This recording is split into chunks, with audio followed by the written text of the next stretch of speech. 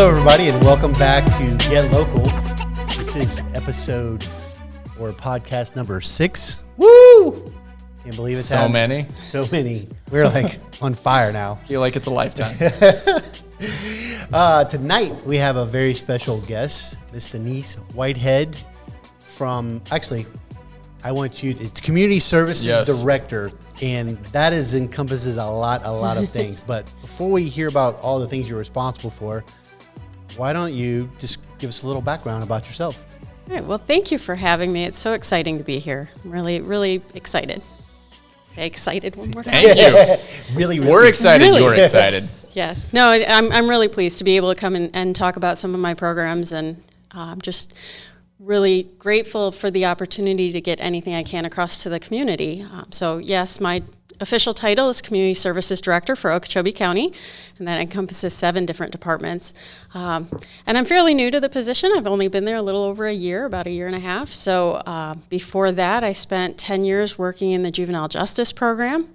I spent about 10 years working for Glades Electric Cooperative right here in Okeechobee, really trying to help our members here in the local area. And then I moved to Martha's House for a short period of time before coming to the county. My job here with the county is so fulfilling because I get to touch so many different areas of the community as the Community Services Director. Yes.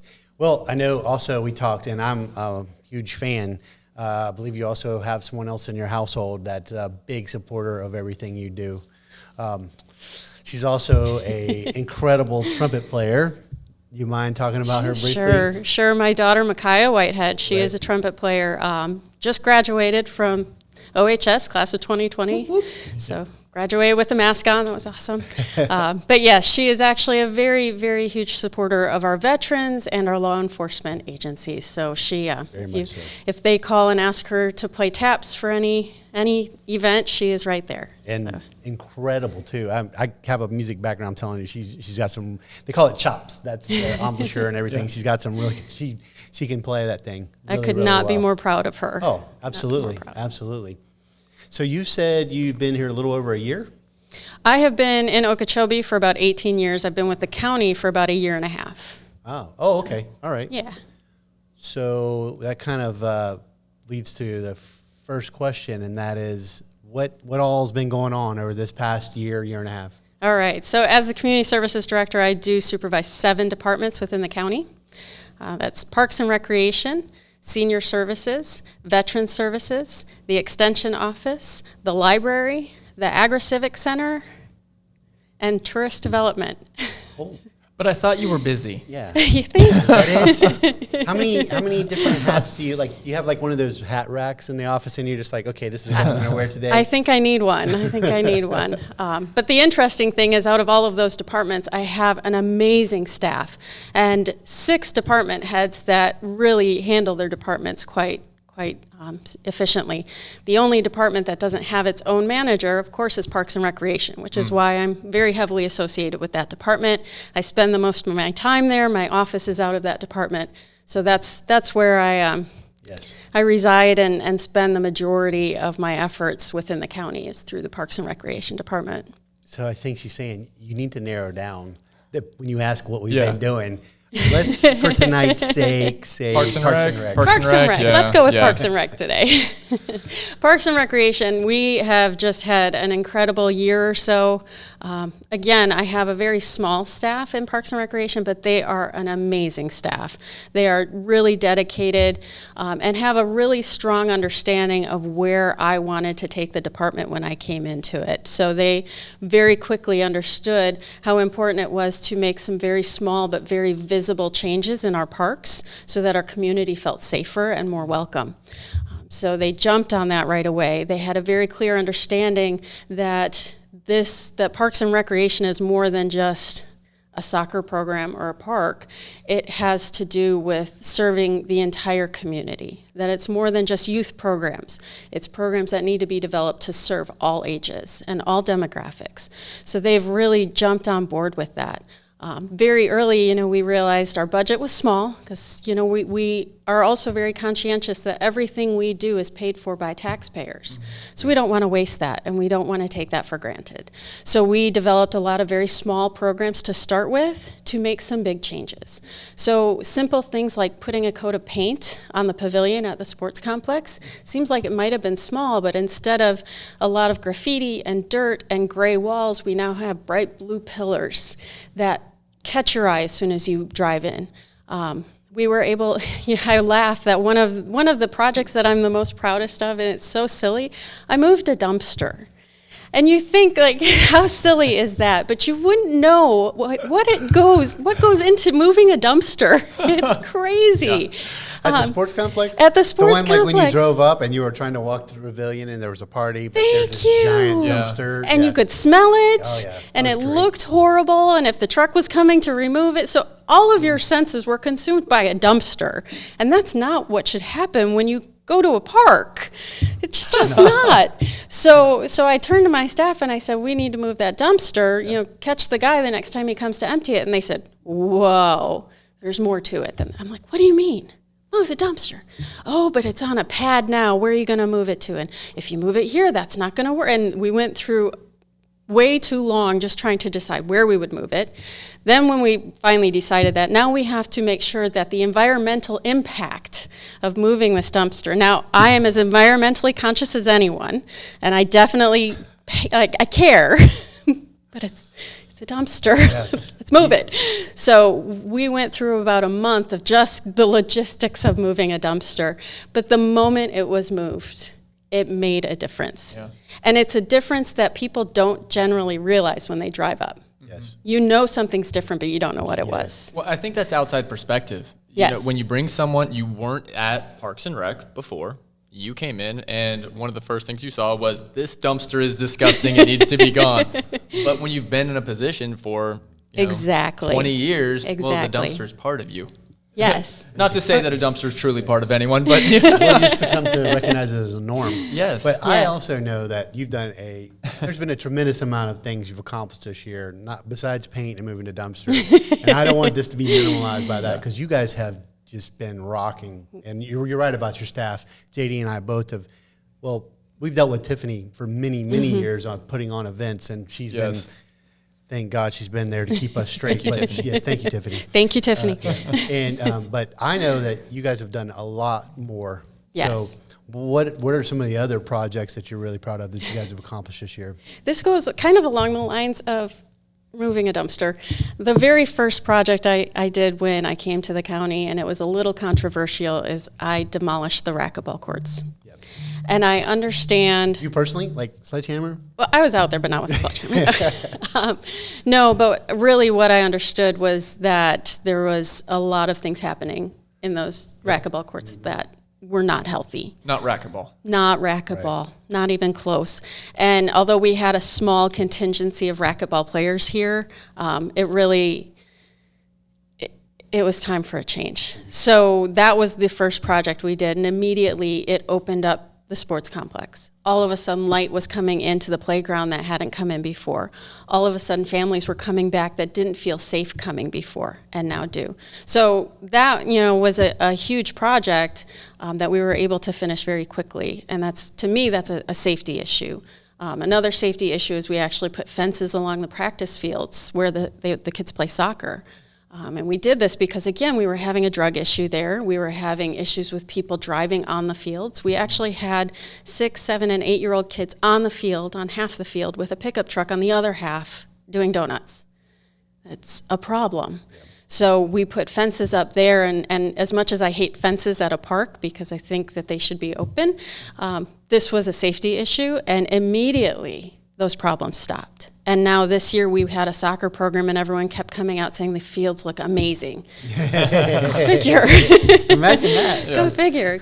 So that's been a big project. We've been doing a lot of work at the Douglas Brown Community Center. So we redid the inside of the auditorium. It looks fabulous, much more welcoming. There's windows that bring in a lot of light, but they're impact resistant, so we don't have to worry about too much damage there. So that's been increased. A lot of small projects like grabbing old picnic table frames from Okeechobee, refurbishing them and using them for new picnic areas in our parks. Yeah. So little things like that really do make a big impact, and we're really proud of them. The other big project we did this past year was resurface the parking lot of the sports complex. So when you drive in, it actually feels like a new location now. It doesn't feel like you're going to lose your car in a big giant pothole, which came close to doing a time or two. I've hit that one time. Yes. So It'll rattle your teeth. Yeah, so we we used to. Yes, absolutely. Not anymore. Not anymore. So we've really been working hard. And again, the staff have been amazing. This past year, we were able to add a new maintenance section of Parks and Recreation. Prior to this, all of our maintenance had to be done by our county facilities maintenance, who are overwhelmed and short-staffed as it is. So to add, we had 2 to begin with, and now 3 staff members that are focused just on Parks and Rec maintenance.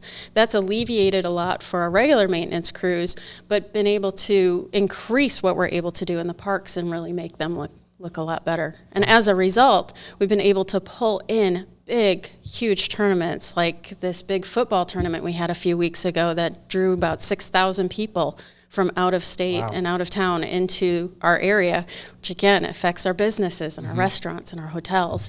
So we're very focused on that. We had quite a few large tournaments planned. We had a lacrosse tournament and a state rugby tournament planned, and then COVID hit. So we're hoping to start bringing those back into the fold. Right. But we are really working hard to bring that into the community. So since you touched on it right there with the football tournament, can you speak to the economic impact that recreation in a community can actually have? Absolutely. I mean, these tournaments are one thing. They bring in out-of-town visitors. If we can arrange for multiple day events like these tournaments, then we have hotel visits. We have our restaurants being impacted. I think we estimate it's about $112 a day for each visitor that impacts our community. So these are significant, when we're talking about a football team that's not just the kids, but the parents and the coaches and all the support that goes with it, the referees and the coaching staff and the organizers. It really does make a huge impact on our local economy. So that's one side of it. But the other side of it is when we can make our facilities welcoming and accessible, that raises our property values and it makes businesses want to come to the area. So it goes through a bunch of different avenues to raise the economic status of a community. That's wonderful. So one thing that I know everyone is very curious about involves perhaps water. Say the words. What? Say the words. I don't know. I'm nervous to even say it. I feel like I'm going to jinx it somehow. So go ahead, Michael. Just say it. Splash pad. Splash pad. Say it like a big kid. Splash pad. Splash pad. Splash pad. There it is. I'm so Splash excited. pad. That Okay, what is- can you tell us Oh, my about a goodness. possible? Oh, it's more Splash than pad. possible. Okay. It is more than possible. We are so excited. Now, this is a project that Commissioner Goodbread has been pushing for many, many years. And it's something that, the pieces kind of have to fall together the right way to make it happen. So this past year, we did a lot of digging. I did a lot of talking to community members to find out what really, was the focus. And resoundingly, splash pad were the 2 words that keep coming back to me. So we started looking at some funding opportunities and what the costs were going to be. Splash pads aren't cheap.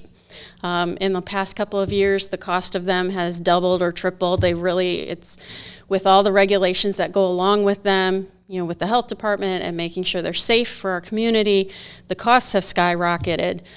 So we knew we had to get support for this. And we were able to secure a grant. It's called a Land and Water Conservation Fund grant. And we were able to secure $400,000 towards this grant. So we have to match, the county does have to match, but the commissioners have been gracious to me, and they recognize the work that my team has done, and they are supportive of it. So they agreed to match that money. So we've not only been able to schedule a splash pad to go in at the sports complex, we were able to add a lot of other projects into that grant that are really going to develop that facility a lot more than we've seen in a really long time. So we're looking at adding a fitness trail into the wooded area by the tennis courts. We're going to add some new picnic areas. We're going to do some work to the tennis courts. We're going to do some work to the lighting and make sure that the wooden jungle is much better lit than it is now.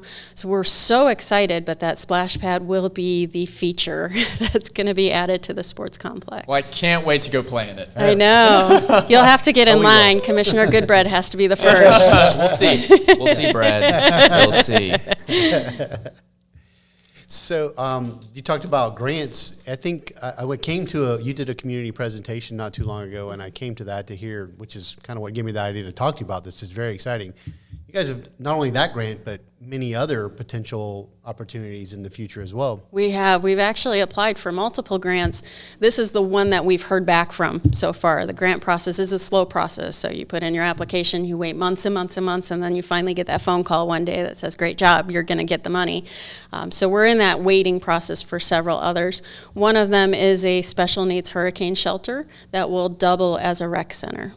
So wow. I am praying for that one. Please, positive thoughts, everyone. Give the good vibes for that one. Huge. Yeah. By a rec center, the way I understand it, please correct me if I'm wrong, that's like you're talking about like a big multi-use facility, to equate it to something like a YMCA. It's got plenty of activities to do in it, but it's for hurricane sheltering in place and stuff like that. Yeah. And so it's going to be a multi-use building. Yeah, the primary use is going to be hurricane shelter designed for special needs, but hopefully it'll be able to house general population and special needs. Again, we're early stages here. We're just applying for the funds, hoping we're going to get it.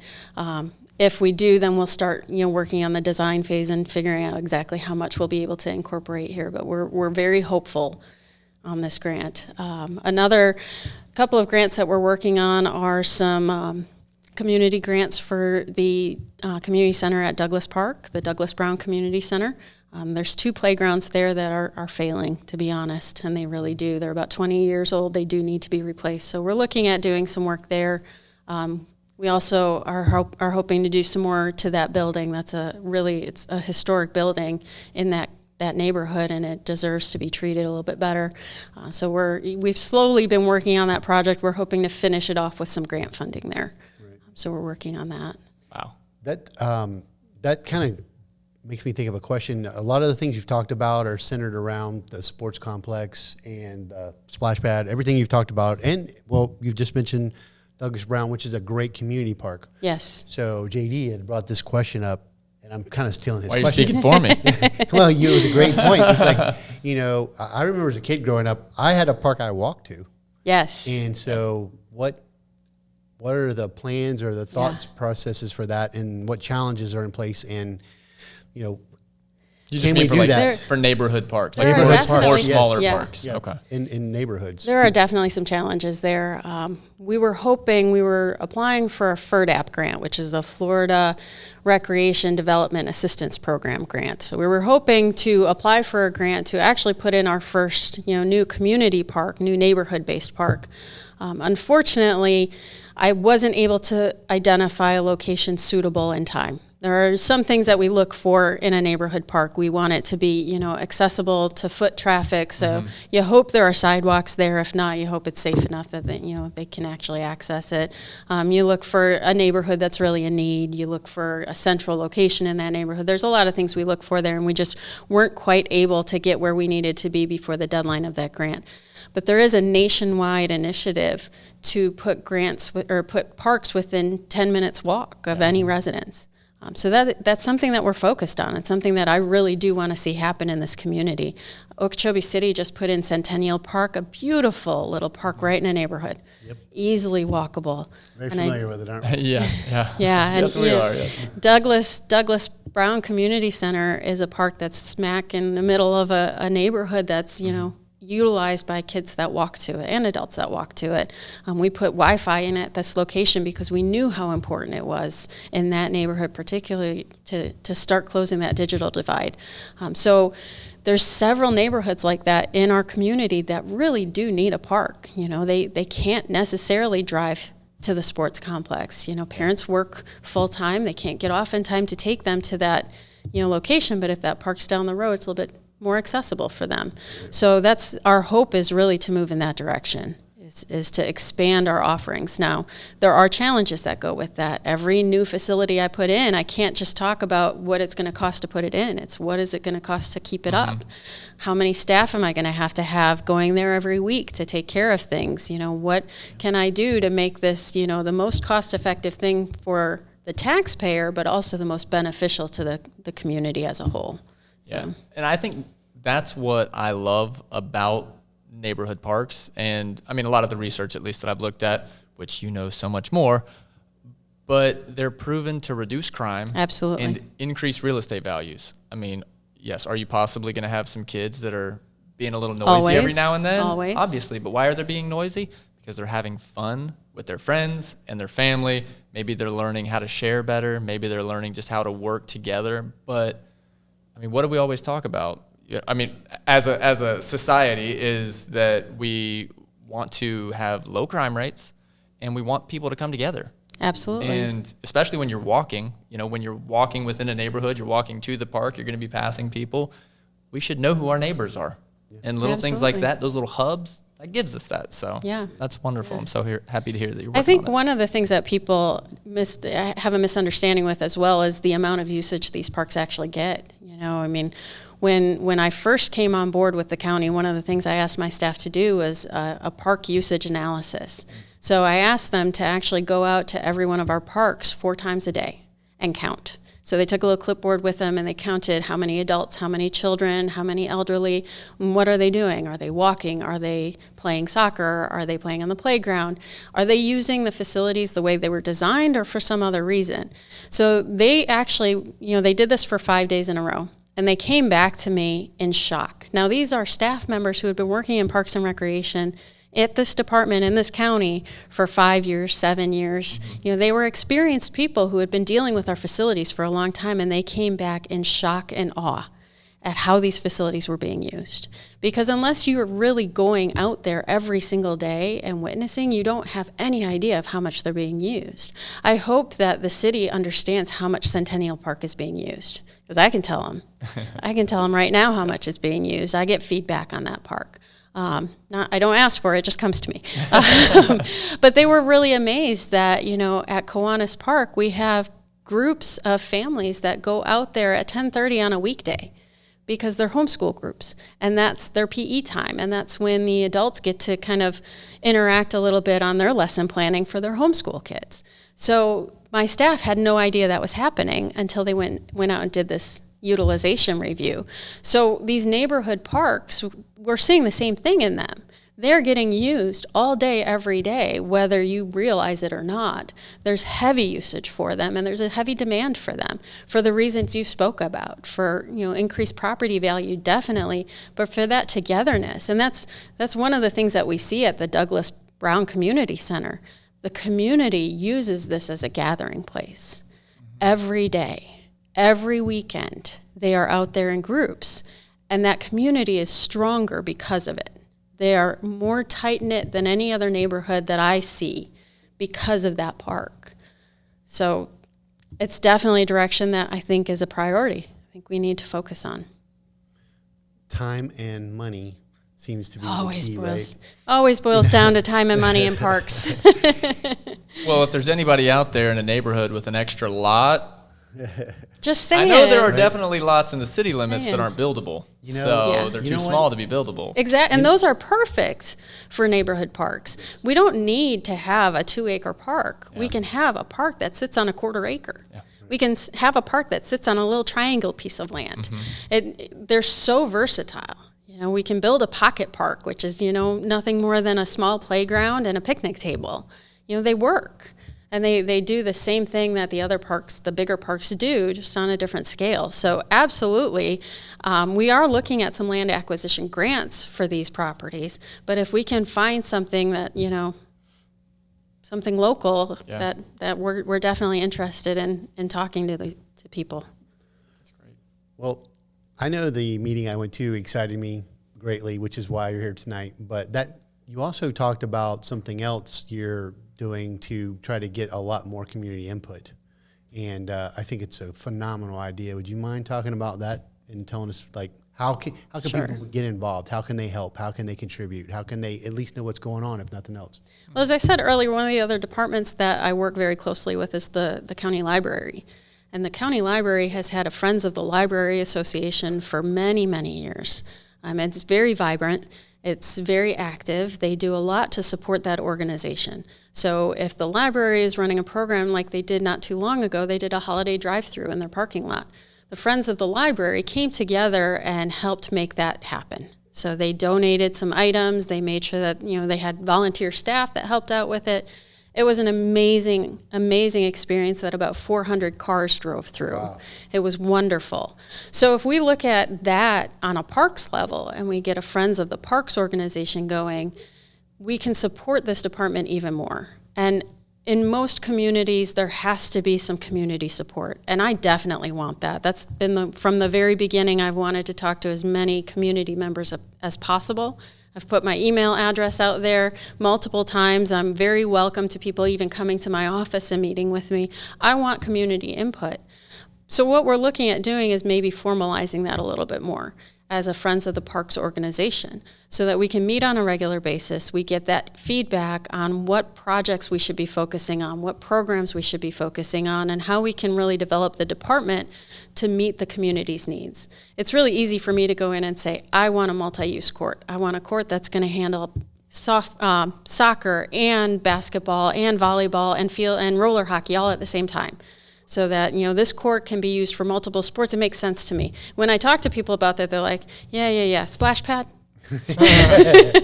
So I understood very quickly that what I think is going to be good for this community might not be what the community thinks is good, and I need that feedback. So a Friends of the Parks organization certainly helps with that. If it can be established as a 501c3, that allows us to look at some additional funding sources as well. We can have some donors that might be willing to donate to a 501c3 before they're willing to donate to a local government. I get it. I understand that. I want to make that happen. So there's a lot of ways that Friends of the Parks organization can help us really develop our programs and our facilities better. So I need all the help I can get from the community who might be interested in that. You want to help design a splash pad? Yes. Come on. You want to help do a movie in the park night? I'm there. But I need the community's input on what's gonna work. Well, go ahead. While you're talking about needing input, why don't you tell everyone the best way to contact you? The best way to contact me is to call the Parks and Rec office at 863-763-6950. You can always... We'll see if we can get that on the screen. I was going to say, maybe you guys can get my email, at the bottom of the screen or in the comments or something. Well, we were going to put out your personal cell phone number. Right. And you know what? It's out there. 6950? Is that right? 763-6950? 6950. Well, you can see by the state-of-the-art studio we have that we obviously have the high-tech ability to do whatever we want with this podcast. Well, I know Facebook is also big in this community. The Parks and Rec Facebook page is very active. We accept messages there, and I get them straight to my phone. So please send a message through the Parks and Rec Facebook page. Call the office. Stop by. If I'm not there, one of my staff is happy to talk to you. Great. There's one thing that we really messed up at the beginning of this, and I would like to say that it's completely your fault because I told you could do the introduction this time. You know what? I didn't even do an introduction. I know you didn't. I just went I didn't even say who we were. Okay. Oh well. No one cares who we are. I know. But you know what people do care about? You introduced me, I did, so you really did. You know what people do care about? If you had to get rid of one animal in the entire world, what animal would you get rid of and why? That's what people want to hear. I just immediately go to mosquito. Oh. I mean, I can't even argue with that. Yeah, that's just a good answer. That is a good answer. That was almost too easy, though. I think it was. Do you have a different question? What food would I get rid of? Yeah, we asked Marcos, and what I don't even food. It's important. You just never can be eaten again. Tofu. Ever. He said tofu. Yeah, he did say tofu. I saw him eating tofu like 2 days ago. So you know what? I love food a little too much, and I love different foods and trying different things. So I can't say that I would want to get rid of any food. Really? And I hate giving that answer because that's kind of a cop out. That's a cop out. It's not kind of. It is. It's a cop out. Quite the definition of a cop out. Yeah, right there. I think it is. Sorry. I don't even know, actually. I don't know. like I hate to say it, I have a very severe bee allergy. So I actually react to honey. So I would like to say that I want to get rid of honey, but that is not good because bees are great. Yeah, we need bees. And we need bees. You're literally That's an ending issue. the world at the point exactly. that you get rid of bees. So I can't get rid of bees. So I don't know. Oh, okay. Any other Maybe I could say ice cream just because it adds a few too many pounds. Yeah, because I don't have the willpower to stay away. That's it. I literally bought 3 tubs of Ben and Jerry's last night. I was talking about Milking R. Milking R? Oh, yeah. Do you know I have not been able to try Milking R yet? Same here. And I was supposed to go yesterday. Yesterday I was supposed to go. Okay. And I wasn't supposed to go yesterday, but I've also not tried it. I'm maybe the part Suttons will show up at some point. I'm part of. We're at, you know? We're accepting sponsors. I'm part of the leadership. I don't think they need sponsors at this point. No, they don't need sponsors. No, I'm part of the leadership group, and yesterday was Agriculture Day, and I was supposed to go out. And wait, you didn't show? Oh, no, I went. Oh, Milking R canceled on us. Oh, I understand why, and we don't need to put it out there, but. Yeah, it was very disappointing. So I have not. So if anyone wants to donate a tub of ice cream to my Michael office, and JD, to Michael and JD. I'm sorry. We'll bring you some too. Well, we greatly appreciate. Is there anything we didn't ask you or talk about that you think we should have covered? You know, there's so much going on with Parks and Rec, and I hate like we get into these conversations and then I walk away. I'm like, oh, I shouldn't tell them that. We can bring you back. Yes. Don't worry. Oh, you got 6 other departments we need to talk about. Yeah, it's going to come out because you told me that. I think we'll get to other people in 2022. And you know what? I do want to mention one of the initiatives that I've given not only Parks and Recreation but all of my departments is to start working together a little bit more and doing a lot more community outreach and really being community partners. So one of the things they've done is partnered with other departments within our area. So the library drive-through that we had, Parks and Rec was a big part of that. I'm really excited about that. Veterans Services recently put out veterans parking stops at many of our county office buildings and county facilities, and Parks and Recreation was able to help with that. The library was able to help with that. Many other county departments were able to kind of work together with that because of these initiatives that we've been working on.